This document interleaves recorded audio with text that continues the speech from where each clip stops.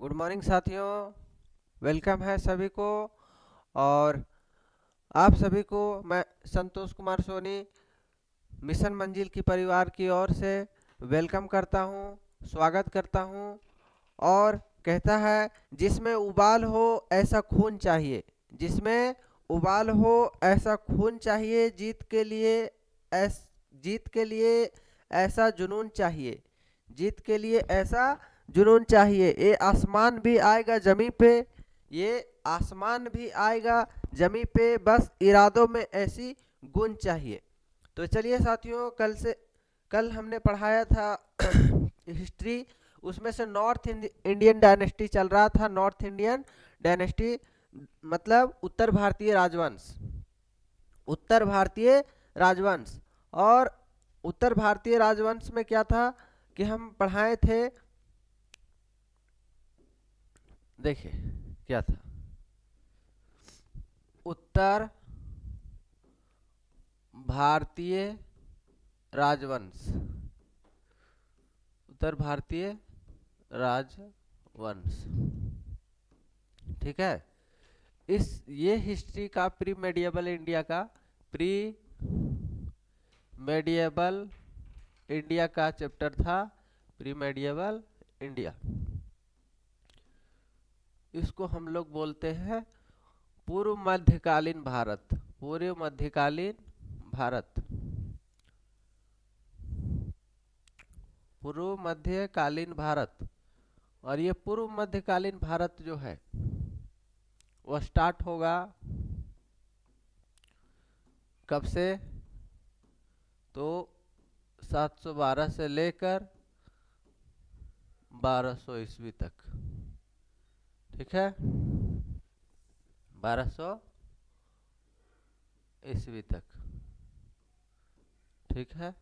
चलिए अब देखिए इसको हम लोग बोलते हैं north Indian dynasty, north Indian dynasty.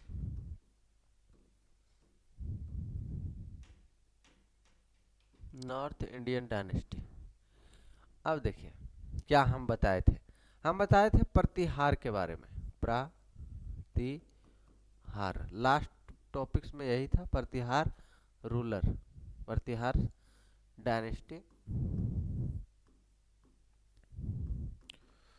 और हम बताए थे कि प्रतिहारों का सबसे प्रतापी, प्रतिहार वंश, राजवंश लिख दीजिए। अब प्रतिहार राजवंश में क्या लिखवाए थे कि एक राजा था पुलकेशिन सेकेंड। वो पुलकेशिन सेकेंड ने ही क्या करवाया था, तो एहोल इंस्क्रिप्शन लिखवाया था, एहोल इंस्क्रिप्शन लिखवाया था। और फर्स्ट डिस्क्रिप्शन मिलता है प्रतिहार डायनेस्टी का, फर्स्ट डिस्क्रिप्शन कहाँ मिलता है, फर्स्ट डिस्क्रिप्शन। तो ये फर्स्ट डिस्क्रिप्शन इसका मिलता है, मतलब इसका प्रथम उल्लेख मिलेगा कहाँ पे,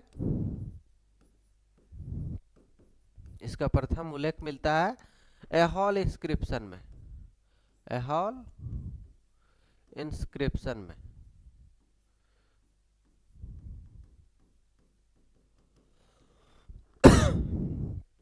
यह हॉल इंस्क्रिप्शन में मिलता है, यह हॉल अभिलेख में,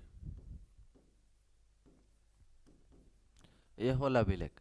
और ये एहोल अभिलेख लिखवाया गया पुलकेशिन सेकेंड के द्वारा, पुलकेशिन सेकेंड के द्वारा, पुलकेशिन सेकेंड, पुलकेशिन सेकेंड।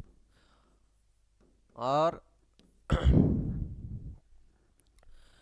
बोलता है क्या, पुलकेशिन सेकेंड के द्वारा ये डिस्क्रिप्शन लिखवाया गया। और इसके फाउंडर कौन रहे, founder of this dynasty was, founder of this dynasty was Harichandra, Harichandra. इस वंश के संस्थापक, इस वंश के संस्थापक हरिचंद्र थे, हरिचंद्र थे। ठीक है। नेक्स्ट नेक्स्ट बोलता है the actual founder of the actual actual founder of this dynasty was actual founder of this dynasty was Nagabhata first. Nagabhata first. इस वंश का वास्तविक संस्थापक, वंश का वास्तविक संस्थापक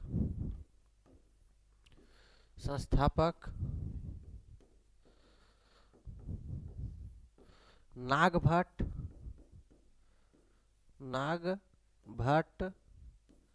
प्रथम माना जाता है, प्रथम माना जाता है। मतलब नागभट्ट प्रथम जो था वो इस वंश का वास्तविक संस्थापक माना जाता है। ठीक है।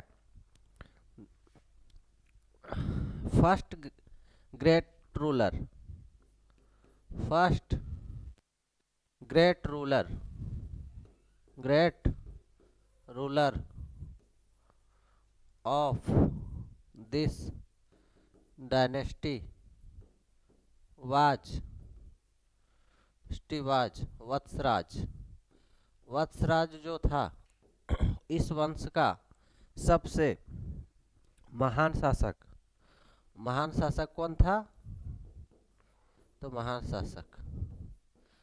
शासक वत्सराज था, वत्सराज। तो यहाँ पे लिख सकते हैं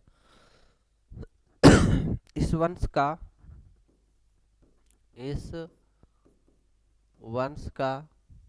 महान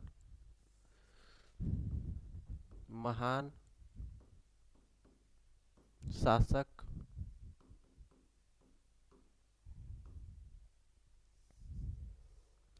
इस वंश का महान शासक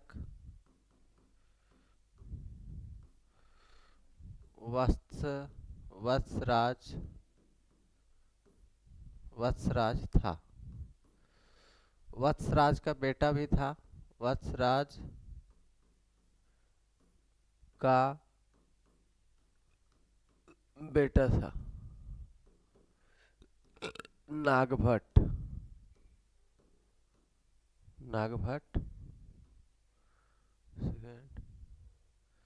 ठीक है, सन था इसका। देखिए क्या कहता है इसके बाद, ही वाज द मतलब वत्सराज के बारे में बोल रहे हैं।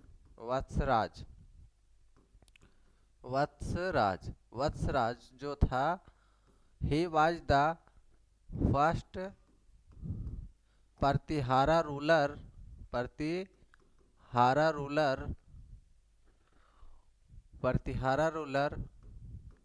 who took the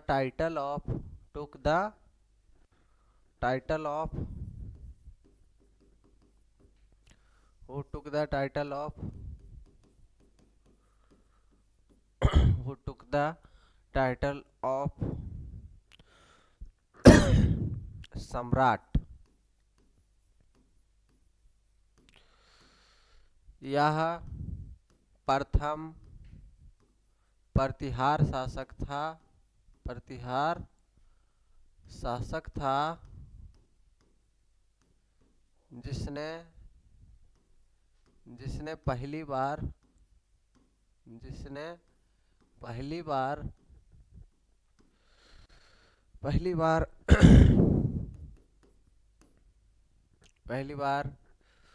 सम्राट की उपाधि धारण की थी।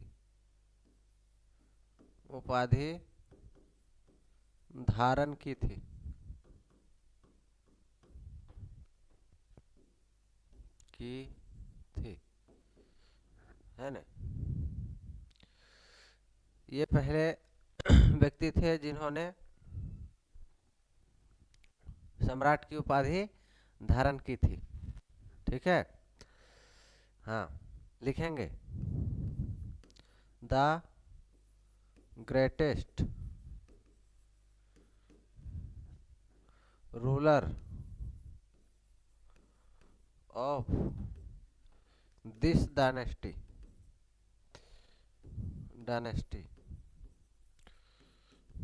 वाज, हाँ इस वंश का ग्रेटेस्ट रूलर जो था वो मिहिर भोज था। मिहिर भोज, मिहिर भोज इस वंश का महानतम शासक, महानतम शासक कौन था? मिहिर भोज था। मिहिर भोज, ठीक है, हाँ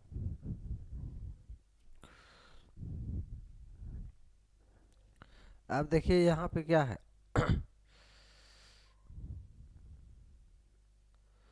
हाँ चंदेल, हम कल बताए थे ये बात कि चंदेल जो था, चंदेल वंश, तो चंदेला जो था, चंदेला डायनेस्टी, इसके संस्थापक कौन थे? नुन्नुक थे। नुन्नुक, ठीक है, नुन्नुक, नुन्नुक, ठीक है, चंदेल डायनेस्टी। और ये नुन्नुक जो है अपना राजधानी कहाँ बनाया था? खजुराहो में बनाया था। खजुराहो मतलब, हाँ पहला बार खजुराहो में अपना राजधानी बनाया और सेकेंड बार कालिंजर में, और कालिंजर पर लास्ट में ये कंक्वायर कर लेता है, कालिंजर को जीत लेता है लास्ट टाइम। ठीक है, अब Garhwal dynasty, Garhwal, Garhwal dynasty, Garhwal dynasty, Garhwal वंश।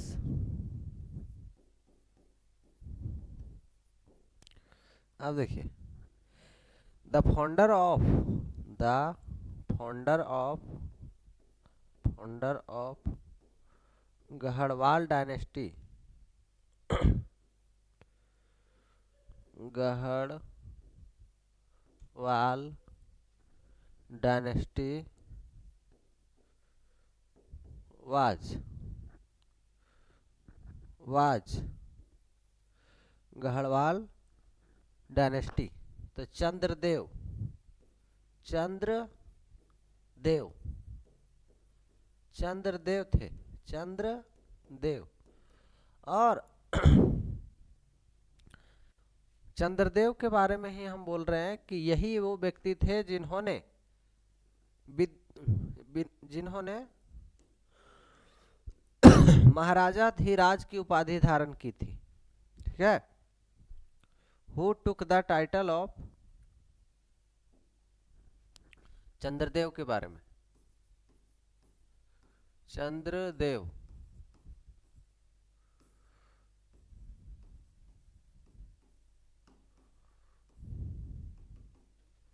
he was first ruler of Garhwal dynasty,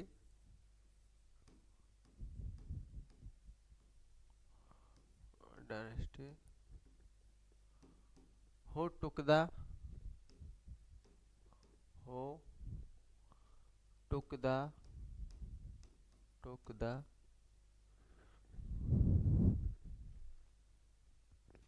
who took the title of महाराजा धीराज, महाराजा धीराज।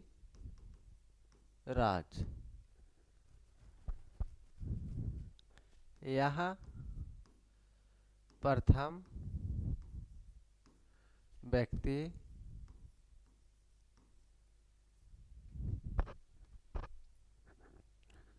थे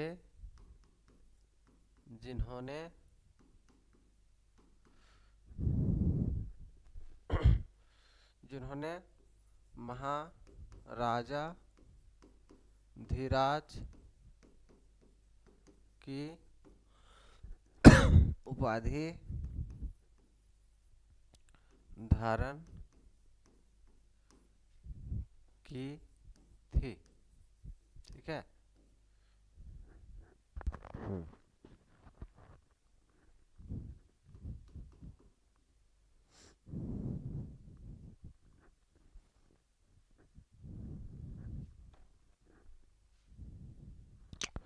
अब नेक्स्ट आता है गोविंद चंद्र। गोविंद चंद्र नेक्स्ट रूलर कौन आता है? गोविंद चंद्र। नेक्स्ट रूलर नेक्स्ट रूलर कौन आता है? तो गोविंद चंद्र आता है। गोविंद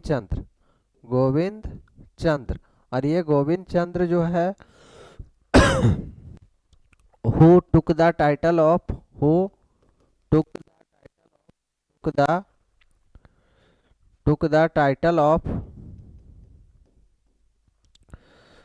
विद्या विचार वाचस्पति। विद्या विचार वाचस्पति जो जिन्होंने गोविंद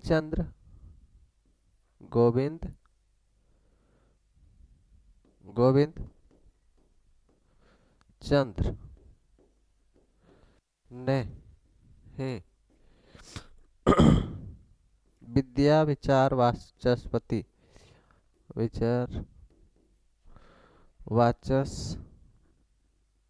वाचस्पति की उपाधि धारण की थी।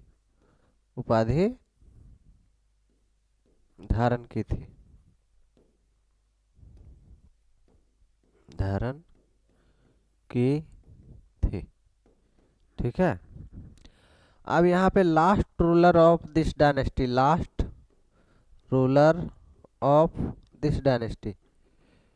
इस वंश के अंतिम राजा इस वंश के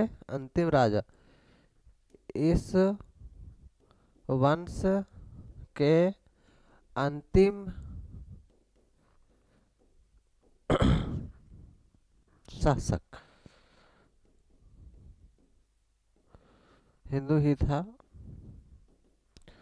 हिंदू शासक जयचंद्र हुआ। जयचंद्र ये वही जयचंद्र है। जयचंद्र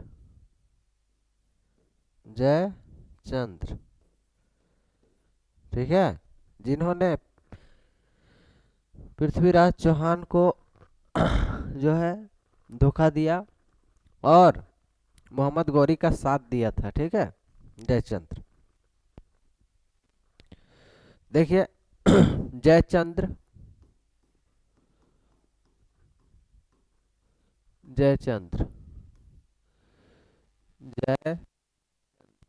ये जयचंद्र जो है कल भी बात बताए थे थोड़ा सा कि जयचंद्र जो था वो भारत का पहला ऐसा राजा था जो बाहर से होने वाले अटैक को आह्वान किया था।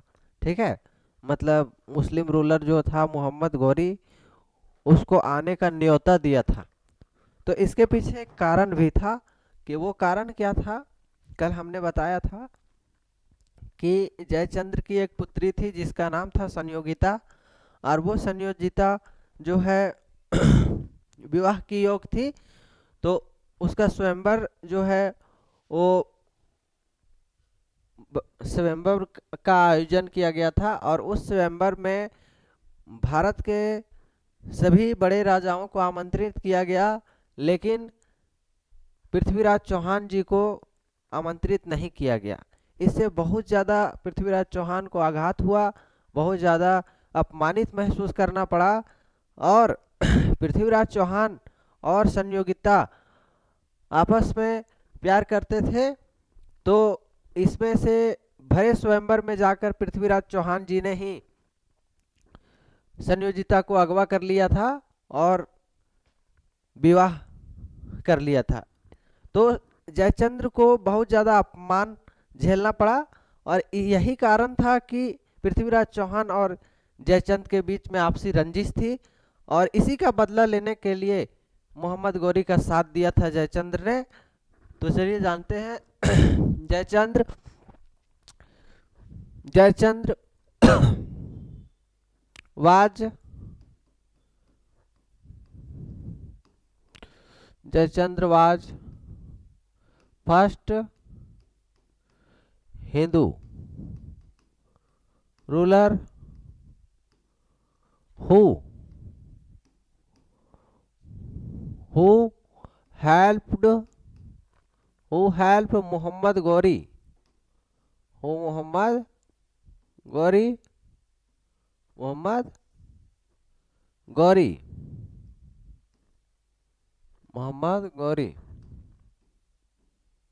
against Prithviraj Chauhan.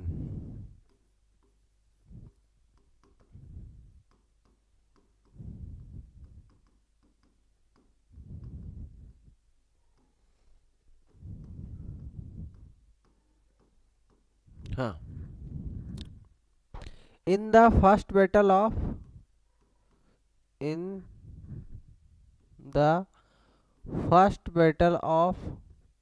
Tarain, second battle of Tarain sorry, second battle of Tarain का सेकेंड युद्ध में, तराइन का द्वितीय युद्ध में, तराइन का द्वितीय युद्ध में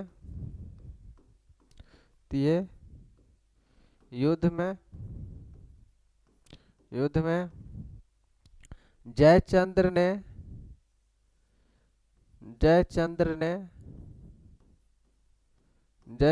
ने पृथ्वीराज मोहम्मद गौरी का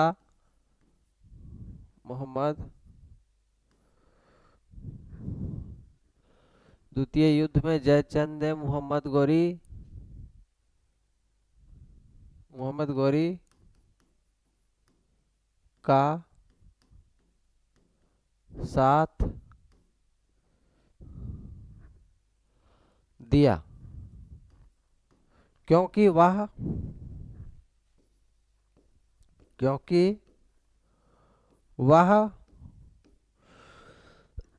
पृथ्वीराज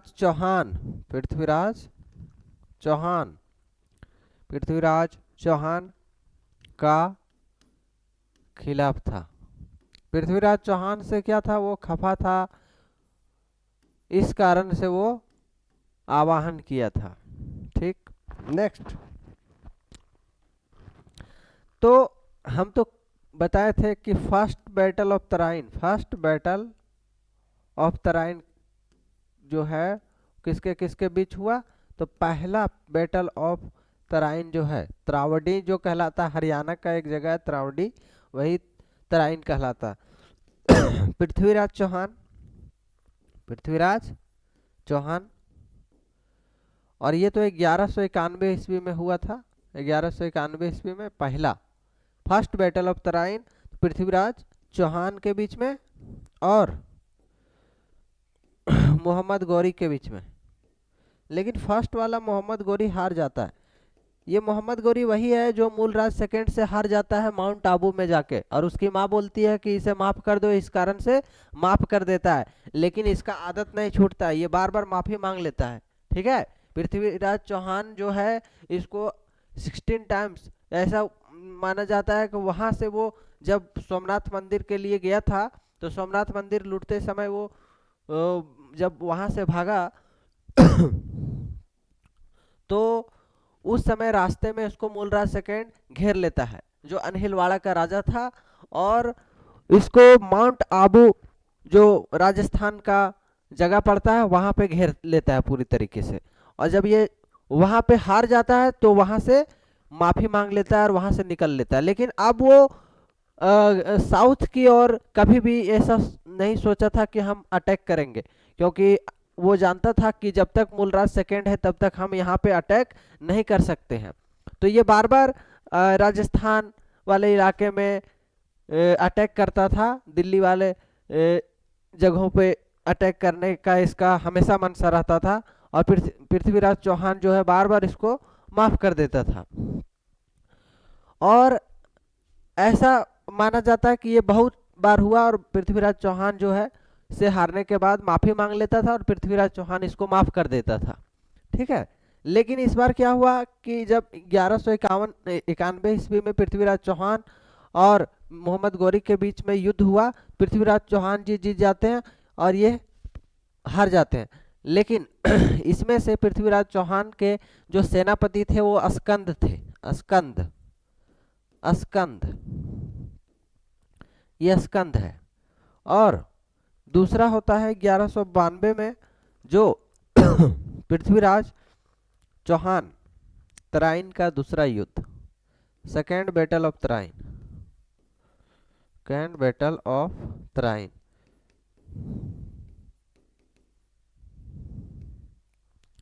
तराइन का द्वितीय युद्ध, द्वितीय युद्ध, द्वितीय युद्ध, तराइन का द्वितीय युद्ध होता है। और ये पृथ्वीराज चौहान, पृथ्वीराज चौहान और पृथ्वीराज चौहान इस बार हार जाते हैं और मोहम्मद गौरी जीत जाता है। मोहम्मद गौरी, क्योंकि इसका अपना जो समझ लीजिए कि तेसी था वही जाके दुश्मन के साथ मिल जाता है। ऐसा कमजोर पड़ने का मेन मुद्दा यही था। जयचंद्र जो है इसके बारे में सारा सच्चाई बताता है। ठीक है। तो ये हार जाता है मोहम्मद गौरी से। ऐसा भी माना जाता है कि मोहम्मद गौरी को जो है यहीं पे मार दिया जाता है, लेकिन कुछ किताबों में ऐसा भी लिखा है कि इसे जम्मू ले जाया जाता है। ठीक है। और इसके आँखों को जो है वो नष्ट कर दिया जाता है, मतलब आँख जो है फोड़वा दी जाती है और अंधा कर दिया जाता है पृथ्वीराज चौहान को।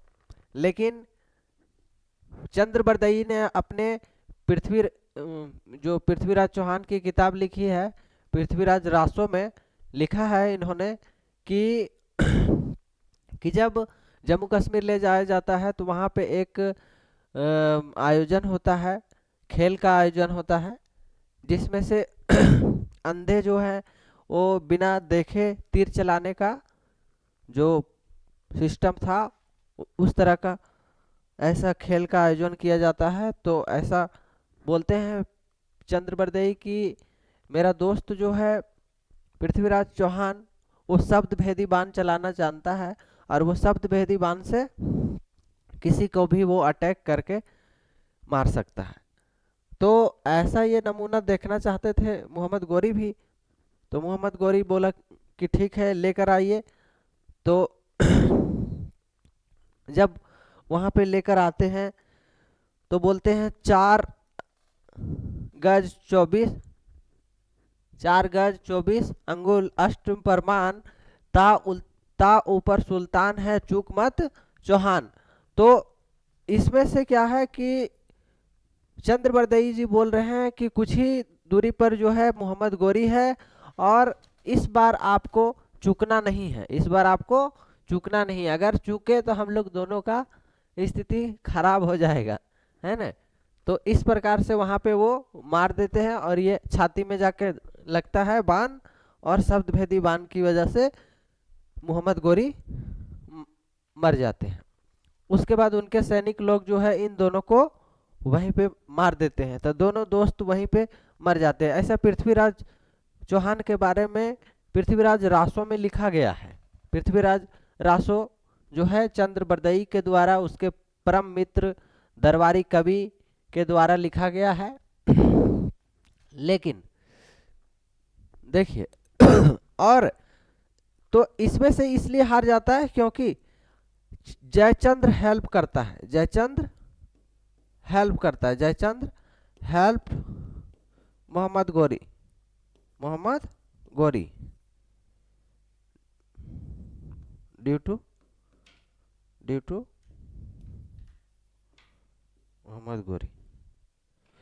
उसके बाद थर्ड वाला क्या था? चंदावर का युद्ध, चंदावर का युद्ध। और ये चंदावर जो है 1194 में होता है। और किसके किसके बीच होता है? तो मोहम्मद गौरी और जयचंद्र के बीच में, मोहम्मद गौरी और जयचंद्र के बीच में। इसमें जयचंद्र मारे जाते हैं, जयचंद्र मारे जाते हैं, किल्ड बाय मोहम्मद गौरी, मोहम्मद गौरी की मृत्यु, सॉरी जयचंद्र, जयचंद्र जयचंद्र मोहम्मद गौरी के हाथों मारे जाते हैं, गौरी के हाथों मारे जाते हैं, मारे जाते हैं। अब देखिए इसमें से क्या है, एक आता है आपका चौहान डायनेस्टी, चौहान डायनेस्टी। ये चौहान वंश है, चौहान वंश है, चौहान वंश। चौहान वंश जो है वो कहाँ कहाँ चलता था? चौहान वंश चलता था आपका दिल्ली, अजमेर और शाकंभरी,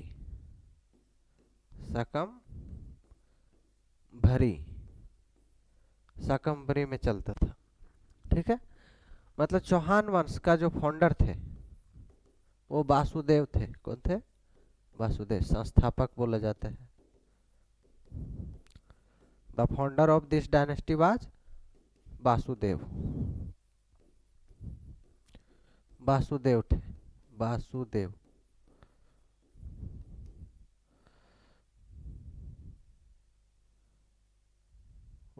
वासुदेव लिख दीजिए, ठीक है, वासुदेव। ठीक है, he made his capital, he made his capital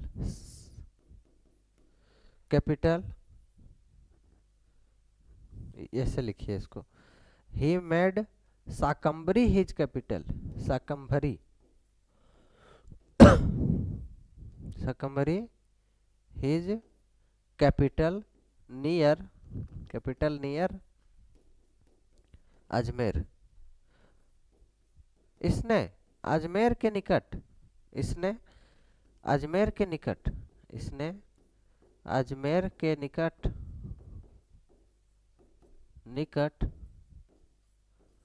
Shakambhari नामक स्थान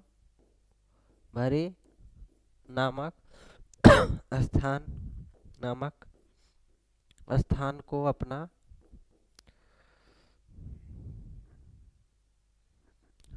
स्थान को अपना राजधानी बनाया, राजधानी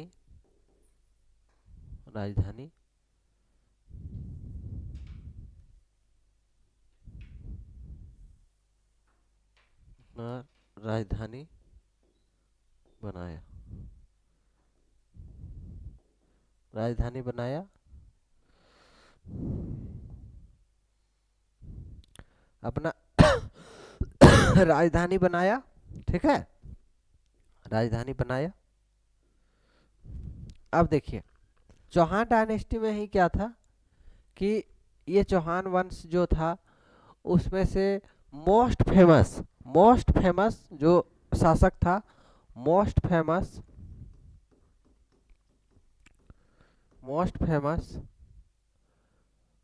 एंड सक्सेसफुल रूलर जो था वो था प्रसिद्ध शासक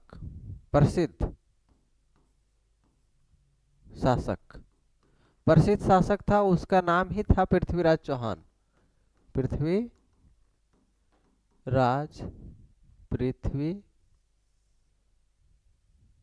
पृथ्वीराज चौहान।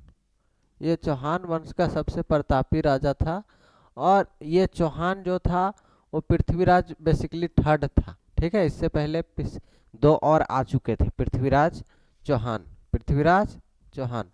पृथ्वीराज चौहान को राय पिथौरा भी कहा जाता है। क्या कहा जाता है? राय पिथौरा के नाम से भी ये जाने जाते हैं। और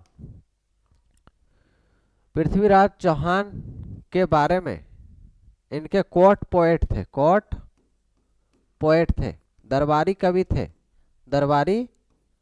थे। और ये दरबारी कवि कौन थे? दरबारी कवि थे इनके चंद्रबरदई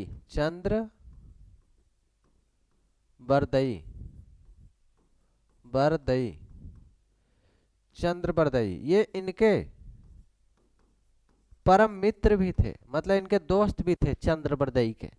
ठीक है, दरबारी। और चंद्रबरदई जी ने ही किताब लिखी है। कौन सी किताब लिखी है? तो पृथ्वीराज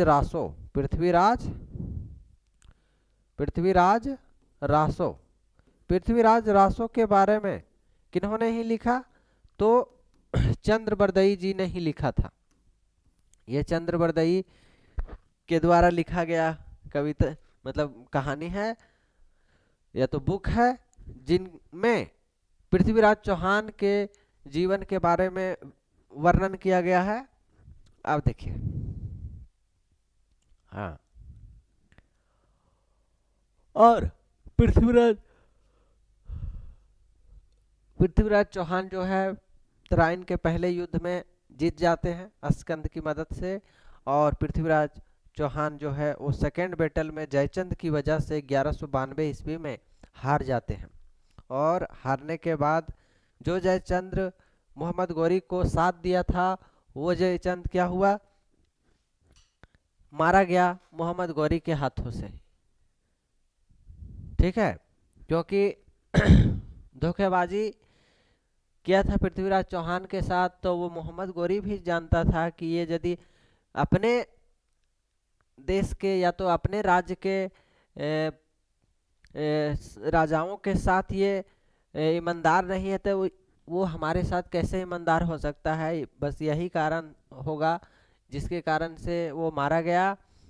और इस प्रकार से मोहम्मद गौरी 1194 में जीत गया ने। तो 1194 में के बाद 1194 के बाद जब जयचंद्र को हरा देता, मार देता है, तो मोहम्मद गौरी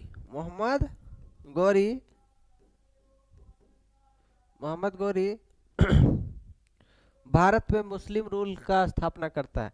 एस्टेब्लिश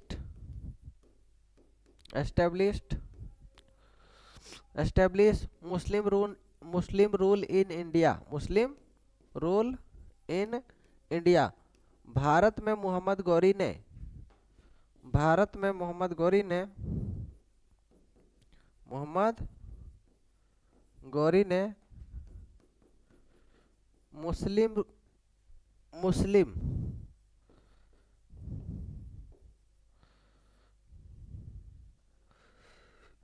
मुस्लिम शासन का स्थापना करता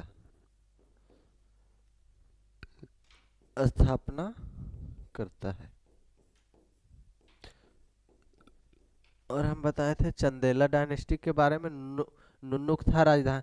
अब देखिए, इसमें से थोड़ा सा और बच रहा है, जिसमें से आपका देखिए कि एक आता है चंदेल डायनेस्टी, चंदेला। और चंदेला में क्या है, नुन्नू किसका चंदेल डायनेस्टी।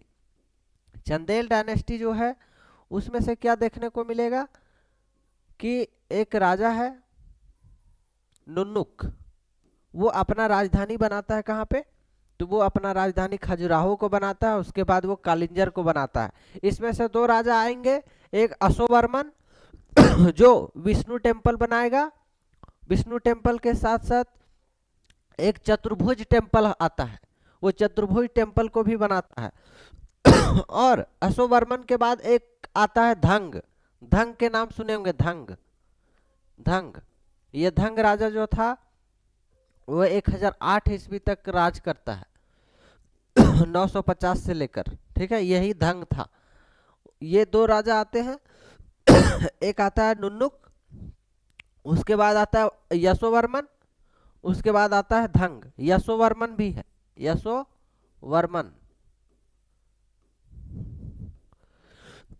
चलिए लास्ट आपको जाते जाते एक सवाल पूछ रहे हैं कि मध्यकाल का वह कौन सा राजा था, मध्यकाल का मेडिएवल पीरियड का वह कौन सा राजा था जिन्होंने, जिसे बैटल फील्ड में, मतलब युद्ध स्थल में ही मृत्यु का सामना करना पड़ा था।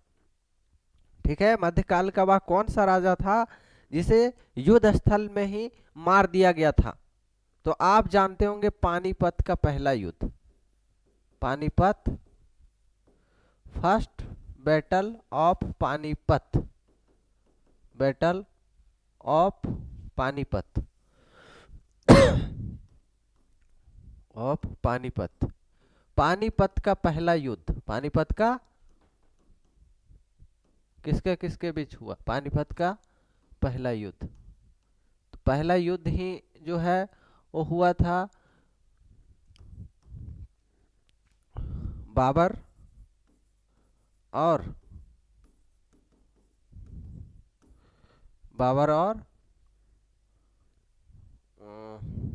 इब्राहिम लोदी, इब्राहिम लोदी, ये इब्राहिम लोदी के बीच में हुआ।